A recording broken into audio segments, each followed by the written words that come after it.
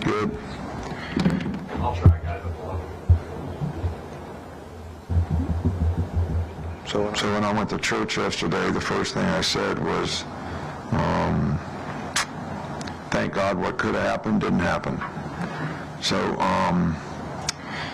we did, I think it's just reviewing this game, a little bit of a reality check. One of the things that we wanted to do in the game was channel our passion and our energy into positive execution on the field. And I think when we did that, we played really, really well.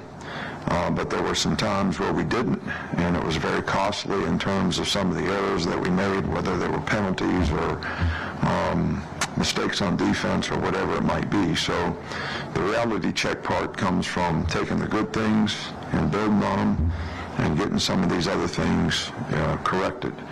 Having the opportunity to play in the SEC championship game is, I'm very, very proud of this team for the progress that they've made, the work that they've done, to give themselves an opportunity to play in the SEC championship game. This is one of the most competitive, best venues, in college football, and we're obviously playing, one of the best teams in college football, if not the best team in college football. Kirby's done a fantastic job there. I don't think people realize, how hard it is to win 29 games in a row or even be 12-0 in a season. So they got really good players. They're really well coached. They're one of the most prolific offensive teams in the country in terms of yards, points, ability to run, ability to pass. They've got good players at every position.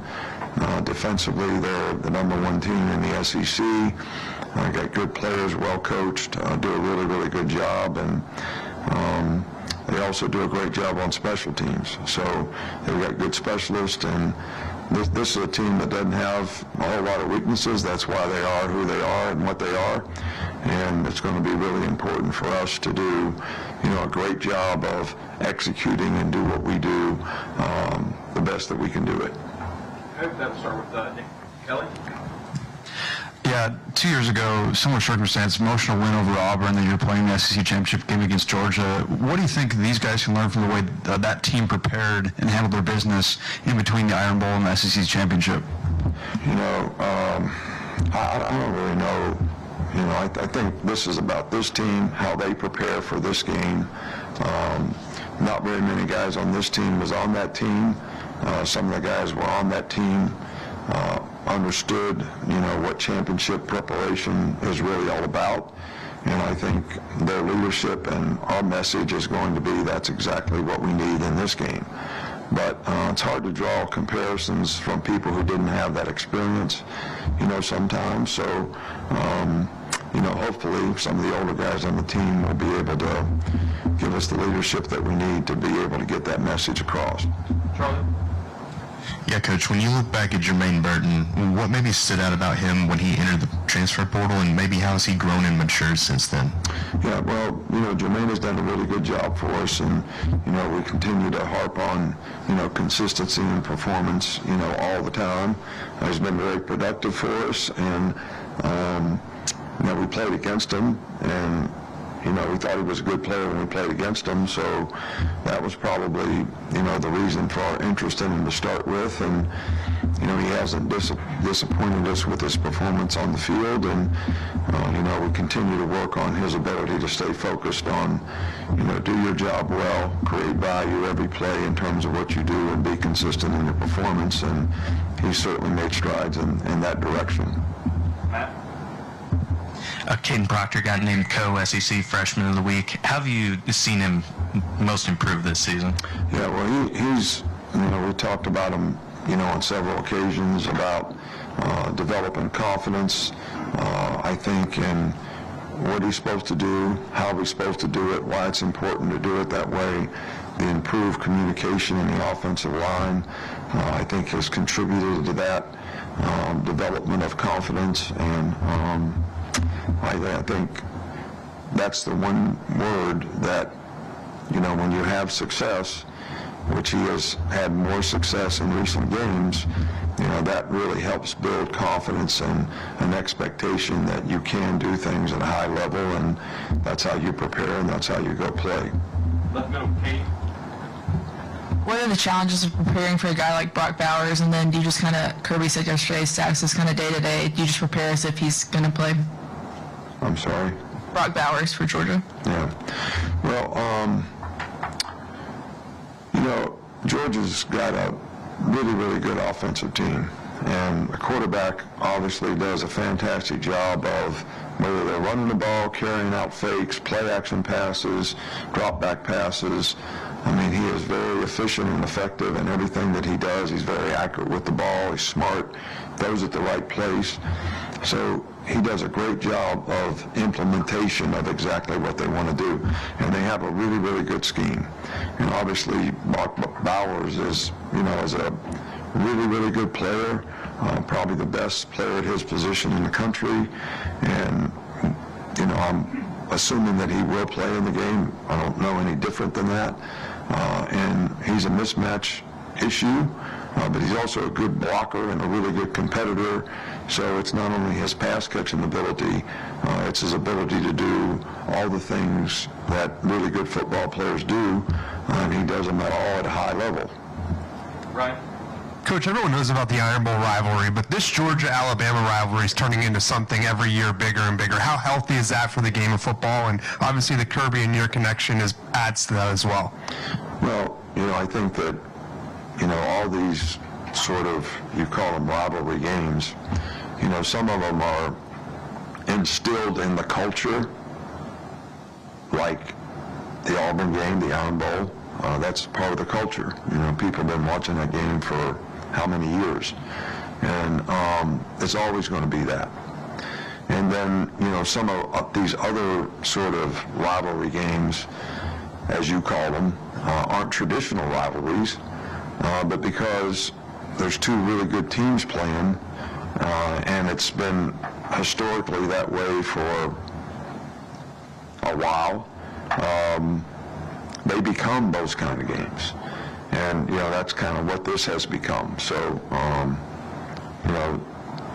you don't get an opportunity to play against a team who's won, 29 straight games very often, which speaks to their quality, but it also speaks to the challenge and the opportunity that, our team has in preparing for a team like this. Chase? A question about Georgia's passing game. So Ladd McConkey, of course, missed September with a back injury. Took him a couple weeks after that, I think, before he was in peak form. And that's right when they lost Bowers to the ankle injury. So they've only had those guys healthy together for like 2-3 games.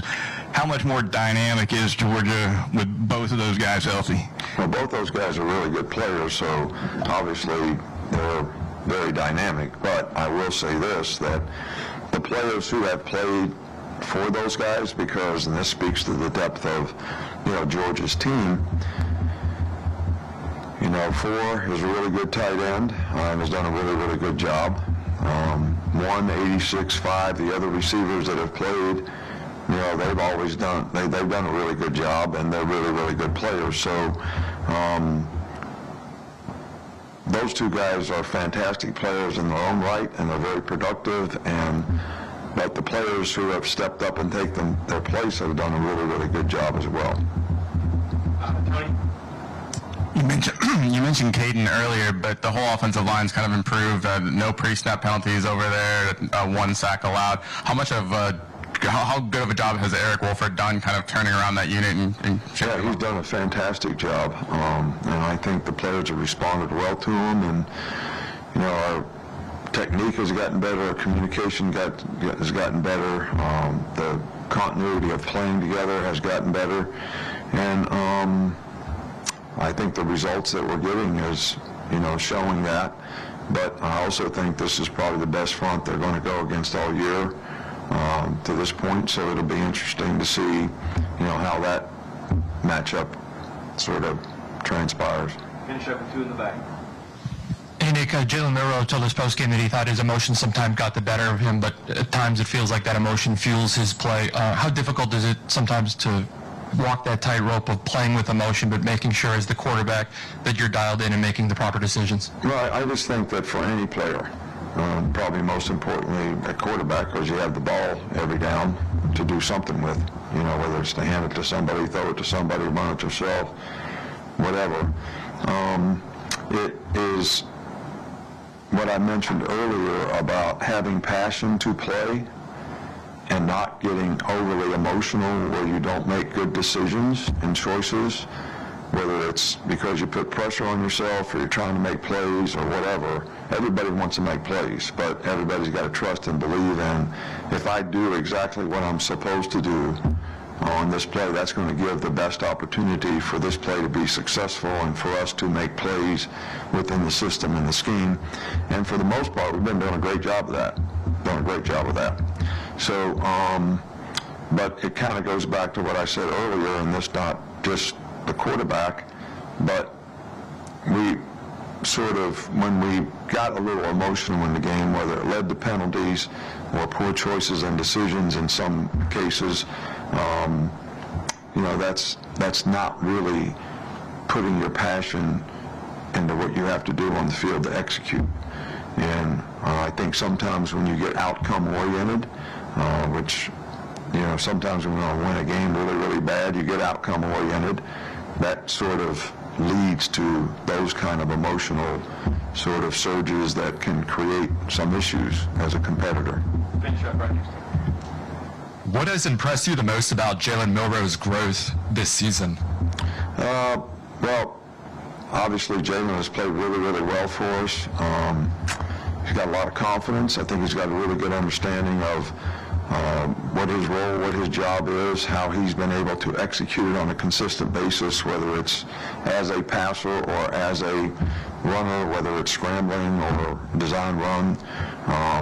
He's done a really, really good job, I think, of playing one play at a time and trying to execute that play the way it's designed so that he distributes the ball in a very efficient, effective manner. And I think that's how his growth, has sort of occurred and, transformed him as a player and really transformed our offense as well because of his growth and execution. All right, thanks, Rick. All right, thank you.